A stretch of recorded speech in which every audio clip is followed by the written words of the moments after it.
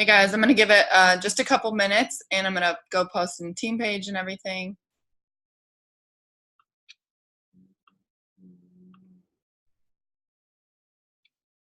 Let me start the recording. Okay, so I'm not going to go over a bunch of recognition and announcements tonight just because we do only have 30 minutes before the Emerald and 24-hour call starts at 6:30, and I want to respect Taryn's time as well.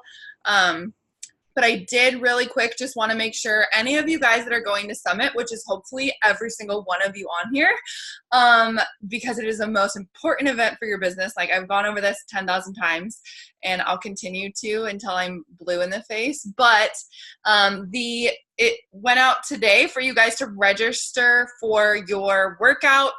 So make sure, yeah, it's going to be a freaking party. Like you do not want to miss it. Make sure that you have registered for your workout. They're filling up like super duper fast. That email went out today and it will close and then you will just get assigned a random workout if you don't choose. So make sure you do that. I had a couple questions about the box lunches. I personally don't think they're worth it. I got them before and I just don't think that was a $20 salad or sandwich in my opinion. But if you want the ease of not having to stress about trying to go find food or whatever, then maybe that's worth it to you and definitely do that. But it's your choice. There are lots of food options right around there. I got like Panera last time and it was really good. So there will be a bunch of us that are going to get food and you can bring your box lunch with us if you already have it, or you can get food. Just do whatever you want to do. And then you can also get groceries to take to your Airbnb or hotel. So I just wanted to make sure you guys got registered for your workout for Summit. And then I know I have some of Taryn's team on here as well.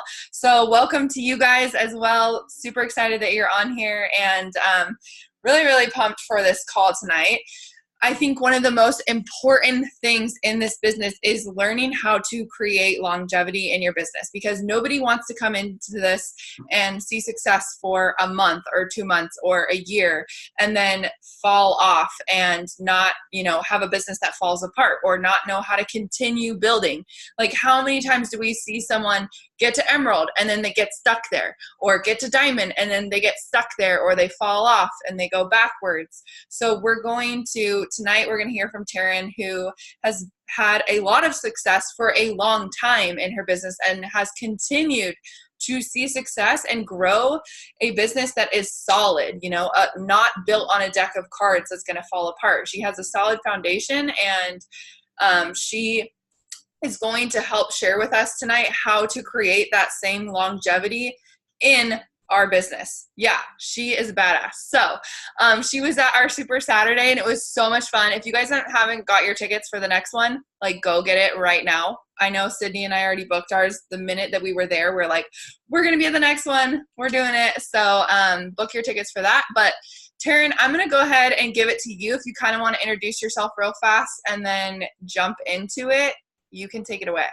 Awesome. Well, Cassidy, thank you so much. This is like kind of an honor, when you get to go be on somebody else's team call. So thank you for wanting to have me share my story. So let me give you a little bit of background because it really kind of paints a picture for how my business has gone and what I've been throughout it. So I've been a coach since June of 2008. My son, I have 4 kids now, but at the time I had 2. And my son was 4.5 months old, and I had a 2-year-old. So, she was just under 2. And I learned about P90X from a girlfriend that I went to high school with. And she was just telling me about the program. And I was I felt fat, frumpy mom. And I was miserable. I felt alone because I was in commercial real estate for 8 years. And I became basically an overnight stay-at-home mom. Electively, we decided for me to stay home. But I'm the type that craves a challenge. I love the outlet. I love having the identity of something that's my own. So, but I was nowhere near really kind of like, I need to get back to work. I just needed to work on myself. So, I'd seen the infomercials for P90X. I'm like, there's no way those people got those results in 90 days. But whatever, I can't get to the gym anymore because I got 2 kids under 2. I feel like I have a kid attached to my boob all the time, barely sleeping. So I just kind of needed to get the work done and I just needed to follow something. So I went all in and decided that, hey, you know what, let's see what this 90 days can do. And as I went through the process, I started to see change in myself personally. I started to build confidence back up again, but people started to recognize that I was losing weight. I seemed happier. So the evolution of the coaching thing just kind of naturally happened. I did sign up actually as a coach when I started P90X because I needed that layer of accountability. For some reason, slapping that coach title on my head just gave me the a little bit more into doing just doing this for myself. I didn't come out thinking that I was going to make a bunch of money with this because I'd never been in network marketing. I didn't even know what it was about. I just knew that there was an ability to be a coach. Now, mind you, guys, when I started, we didn't have Shakeology.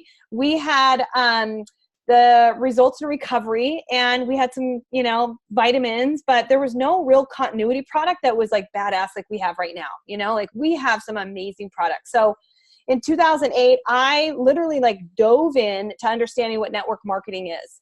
There was not these elaborate trainings that we tend to overtrain ourselves. I think that's kind of the theme for the year. I think a lot of us can recognize we overtrain ourselves. But I had to understand what network marketing is and what it could be because, I was very, very new to it.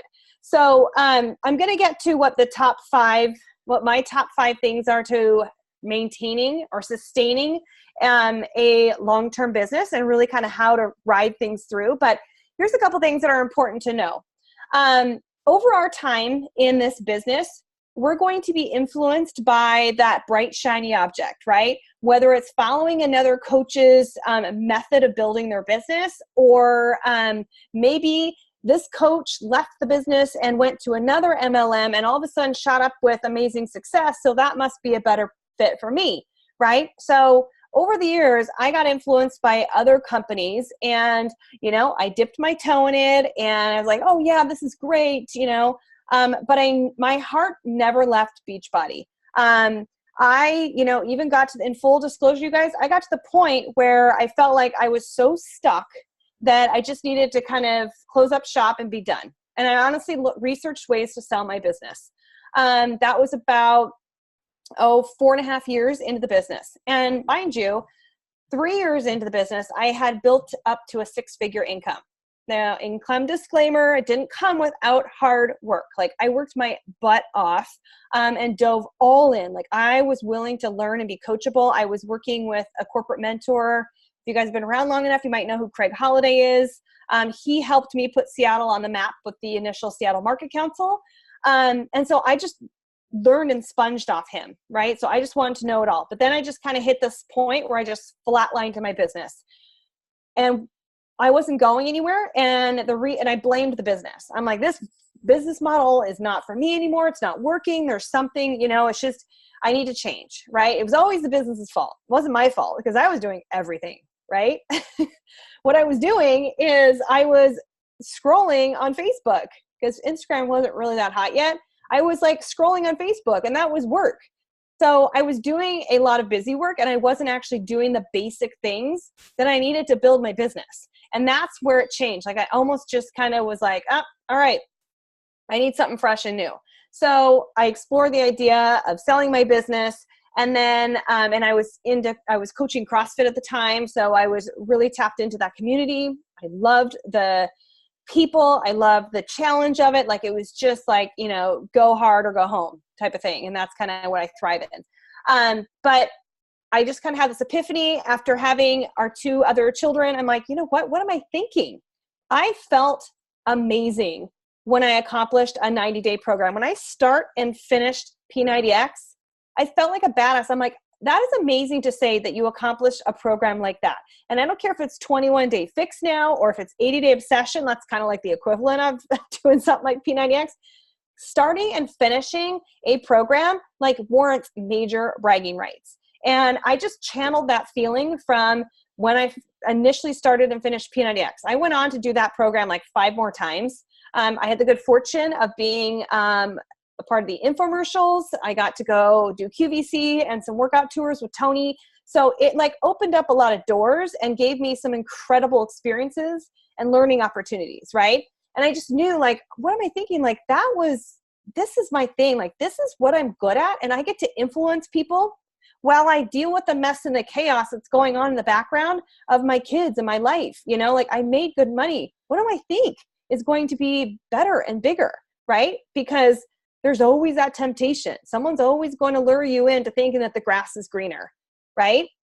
So here's what I know. And this is, you guys, I'm not going to tell you anything that you've never heard before, right? You probably heard it on the National Wake Up Call with David Atkins. He killed it, you know, but we got to keep it simple. You know, like we've overcomplicated what it means to be a coach. We've overcomplicated how we need to go out and connect with people because we are chasing Ashley Molsted's training. We're chasing Melanie Mitro's wow, I can't talk. It's Monday.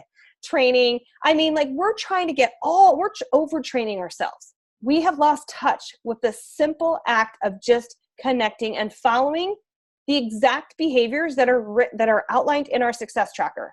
So I even went back to that at the beginning of the year. When that came out, actually, I was asked to be in this test group. So I took a small group of my team through that as a test group, said, hey guys, can you test this for us? Because they're looking for feedback before it's launched out to the main network.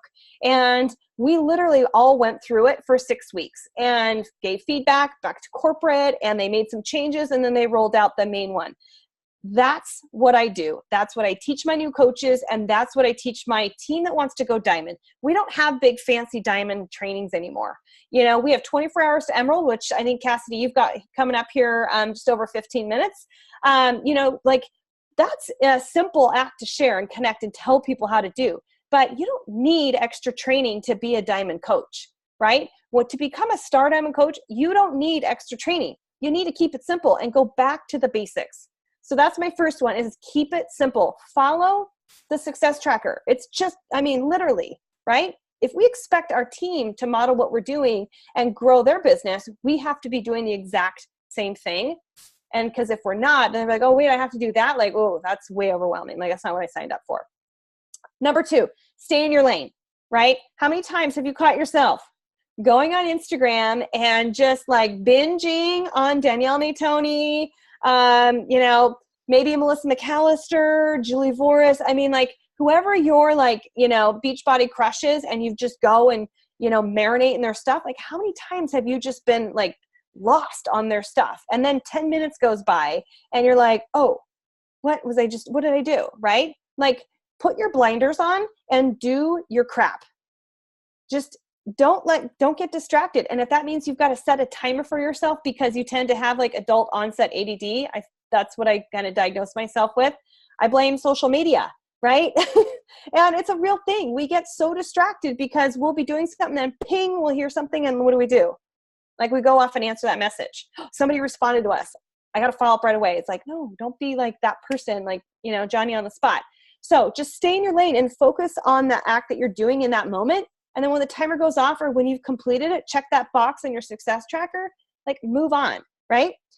Number 3, this is probably the number one thing that if I can share anything, is to embrace change. This business, in order for it to evolve and to work with the change of behaviors that our consumers have, including us, because we're consumers first, right? We have to accept that Beachbody is going to make changes. We have to accept that maybe we need to change the way we are being influencers on our social feeds, because what was working maybe 6 months ago might not be working anymore. And if corporate says, hey, by the way, we're changing this, and you're like, oh my God, this business sucks, you know, like this is it. Like, it's okay. They're not doing it to be jerks and to sabotage us.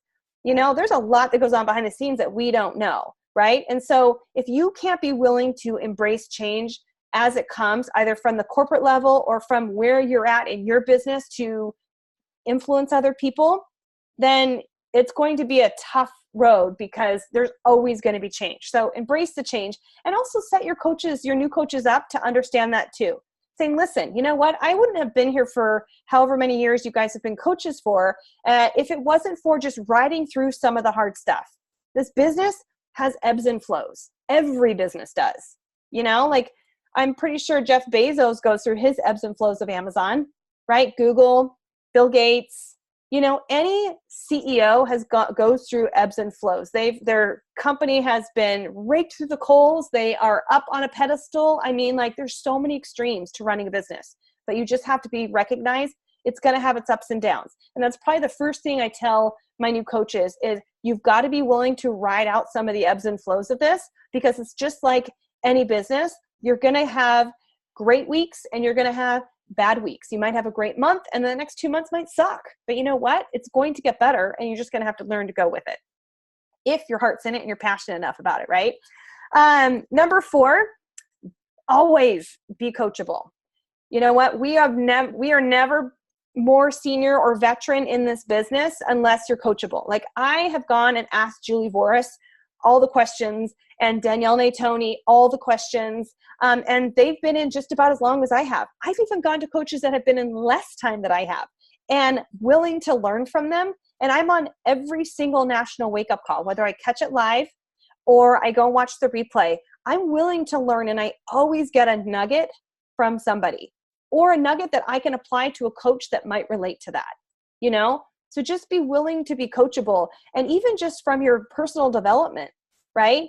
It's one thing to read it or listen to it, but if you don't actually implement and do that act and change what needs to be changed or what you're learning and apply it, you know, like, you might find that your business kind of comes to a stand, like it gets very stagnant.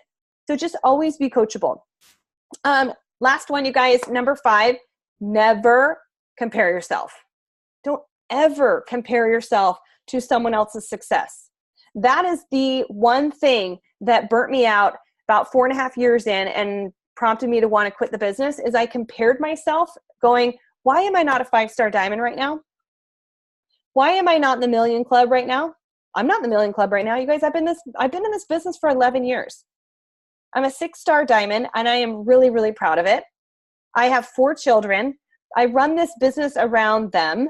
I fit it in pockets of my time. It's allowed me to go back and fulfill a passion with nutrition because of 2B mindset, because of now the ultimate portion fix, right? So it's been a vehicle for me to provide a lot for our family.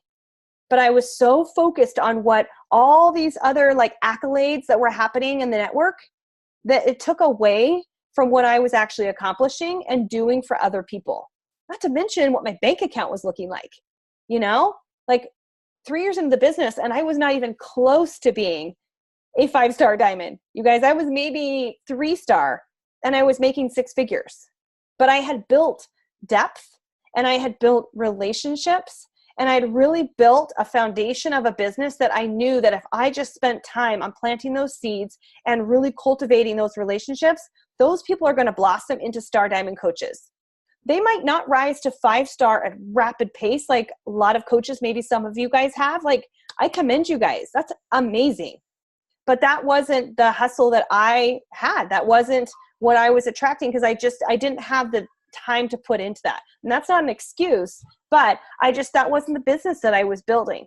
But I compared myself so much to all the other coaches and their ranks, you guys, their ranks. That's the only thing I was comparing to. I got so caught up in a rank that it almost blew this business for me. So don't compare yourself. Don't get down on yourself because so-and-so rank advanced and you did not. You heard them rank advance again and you did not. Oh my God, now they're 15-star and they've been a coach for 2 years and I'm not. You know, like I could do that all day long and I would never go anywhere. So you guys, I mean, it's not anything you probably have never heard before, but everybody does this business for different reasons and it fulfills different things in your life. For me, I would rather have a quality life that I'm really, really proud of and that I feel like I can sustain because I plan to be in it for another 11 years. I will ride out some of the crud that's going to come across our plate and learn that we might have to, you know, understand a different social media platform or figure out that Facebook sucks and Instagram's better, or maybe there's some other, you know, I was in between when MySpace was phasing out and Facebook was kind of a thing. So, you know, talk about aging myself. But you guys, again, those are really the 5 things that I can honestly say is why I'm still here, and how you can build and create that longevity in your business that you guys, you know, are here for. Well, that was awesome.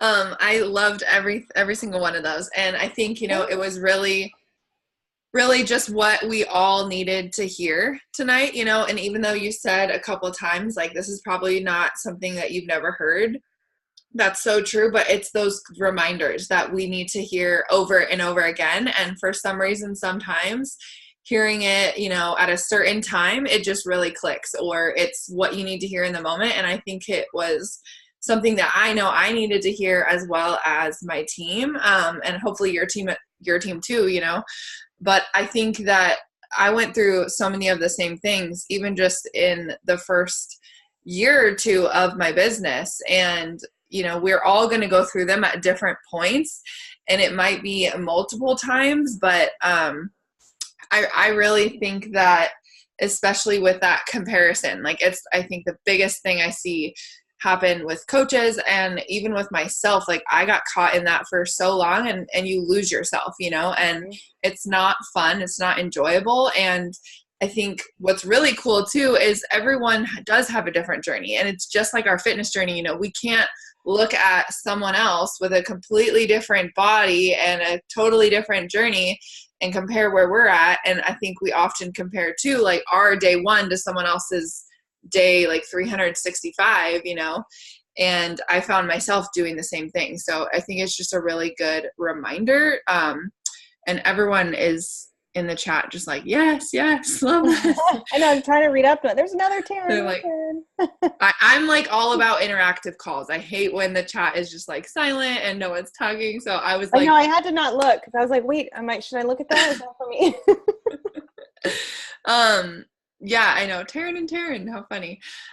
So if you guys do have any questions, like, feel free to unmute yourself or chat them in. We have like 8 minutes of time left to go over any questions that you guys have. I know, this is a really good opportunity for you to ask someone a question who has been in this for 11 years. Like, that's really cool because, as your mentor, like, I've only been in this for 2.5 years. So I'm still learning every single day. And I think you would say the same thing, every day there's something new to learn. So if you guys have any questions, unmute yourself or chat them in now. I have a question. The other Taryn does.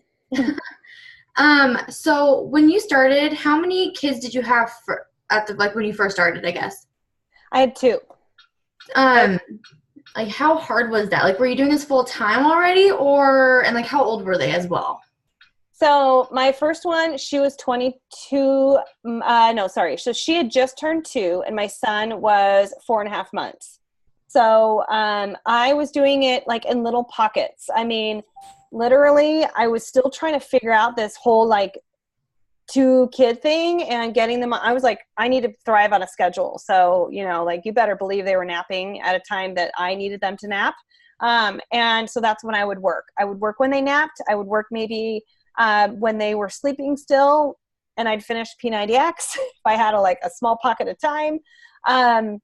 But, at the time it was maybe, 3 hours most a day, if that. That's probably a little bit aggressive. I would say maybe, between 2 and 3 hours a day, realistically, for the first year. But then I would take pockets and I would just really immerse myself into something and then turn around and go implement it. Okay. And then I waited 6 years until we had our other 2. Oh my gosh. Gotcha. Yeah. Okay. Thank you. You bet. Any other questions?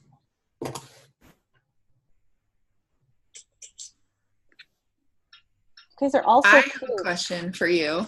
With being in this for a longer period of time, how do you feel like you continue to make things fresh and fun and not just get stuck in like going through the motions, or especially with your challenge groups and things like that, and freshening them up and just continuing to enjoy it and not just, find yourself in that going through the motions kind of thing? I would say that I draw a lot, actually, Cassidy, out of our mastermind thread. I feel like we're really fortunate that we share so much and everyone's willing to kind of give up what they're doing. And so I'll take stuff, like little elements of that, being in the round table is awesome because there's a ton of really great ideas. So here's what I still struggle with, but I really try and focus on is that, you know, I have to stay in my lane, but yet I might see something that Christina Delgado's done and said or shared or does in her team. And I might take a little bit of it and just kind of throw it out to my challengers. For instance, the one that was thrown in our mastermind, Cassidy, about the workouts, you know, in just to kind of spruce things up a little bit.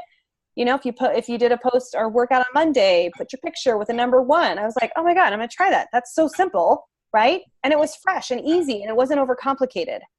So I'll just do little stuff like that. And you know what? This probably not I'm an inspired marketer. Like, I'm not super calculated. I have an ongoing challenge group, so I'm always inviting to like everything. It's not like, oh, my thing's full, you can't come in type of thing. Like, I'm always inviting. So I don't have like I have to invite to this. I invite to the business first or just to my challenge group. It just depends on the vibe and the conversation that I have. But you know, I do try and like spice up things like once a month, like have a theme, and it depends on how I feel and what I'm inspired by. Okay. And then I do have one more thing. So I think you probably hear this at times too, like, oh, I ran out of people. And with being in this for so long, that would be really easy for you to, you know, say that, well, you know, I don't have any new people or whatever. So how are you, you know, dealing with that? Okay, so here's something funny, and you guys are going to laugh. I literally tell my team, get out your phone and look at your contacts. Now, if you were to scroll through all your contacts, could you tell me that you have connected with all those people? Right? Pretty sure you haven't. I mean, I'm still on the A's and I'm scrolling. Obviously, these are not all going to be direct invites, but they might stimulate, oh my God, I forgot. So-and-so, I had talked to them a long time ago and I forgot to follow up, or it might be a great opportunity to reach out to them. I feel like there is an element of form, you know, making those connections and creating a conversation and building on that relationship that needs to happen still.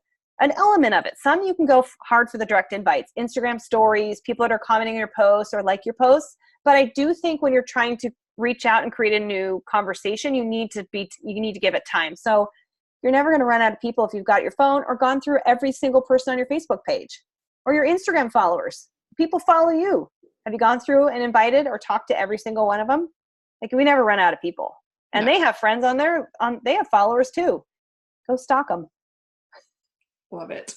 Okay, last thing real fast that I have is, if we have a lot of new coaches on the call, so if you could give like your biggest tip of advice for new coaches, what do you think it would be? Don't overcomplicate it. Don't overcomplicate the invite. Literally, and I would say that as the mentor for the new coach more so. Don't allow it to be overcomplicated. Like, literally get them to invite 3 that will go along with the journey with them, that will be an accountability buddy for them. We get so caught up in, okay, make a list and then talk about it. And then who's this, highlight them and put them in this category. It's like, no. Just go out and, you know, talk to people. Just like you're going to see your best friend at a coffee shop. Would you talk to your best friend with a scripted email? No, you're just going to sit down with that person, whether you've been friends with them for, 30 seconds or you've been friends with them for 6 years. Just talk to them like they're your best friend. So we just cannot overcomplicate it. I almost don't even take new coaches in training anymore, to get all the behind the scenes stuff, because it can completely paralyze them and they will not go to the invitation process because they're spending their time doing all the busy work first. So do that after, once they've gotten a couple people under their belt. That would probably be my biggest tip. Awesome. Okay. Any last minute questions, or else we're going to go ahead and end it so we can jump on the next call. I have one more. It's really quick. Okay. So you're talking about how like you invite to the business more than you do like your challenge groups, because you do an ongoing challenge group. So then when you do your post online, how do you structure that? Do you ever talk about it in a post, or do you always say I'm looking for 2 new influencers for my team in this opportunity? Or do you ever like post about your challenge groups too and be like, oh, I have spots open? I did, and it never really worked. I've tried the influencer post. It doesn't work for me. It just doesn't. It works great for Mandy because I see it all over. You guys probably are now going to see it. But I do my direct invites and my open calls for anything in my stories. My posts are just like conversational and value add and I'm talking about the business and what it's done for me. So the wheels are turning, and then they're going to go to my stories, and that's where it's going to get a little bit more personal. But you better believe if they're liking the post, I'm going to turn around and go invite them. So it's not really like, hey, join me now, or I've got a open house on. Let me know if you want to join me, because nobody's going to respond. At least not to mine, they don't. Same. Yeah. And you know what? A lot of times it's not. It's because those posts are getting boosted. That's why they're getting responses. Okay. Yeah. So keep that in mind. Just because you see, 1 trillion likes on somebody's influencer post, they're boosting it. Okay. Yeah. Thank you. You're welcome.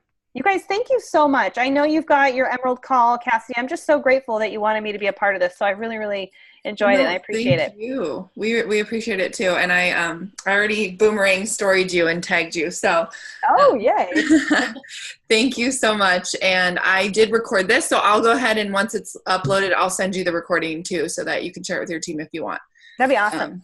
Okay, well, thank you again so much, and I will see you guys. I just shared the Emerald call link, so go hop on that. Bye.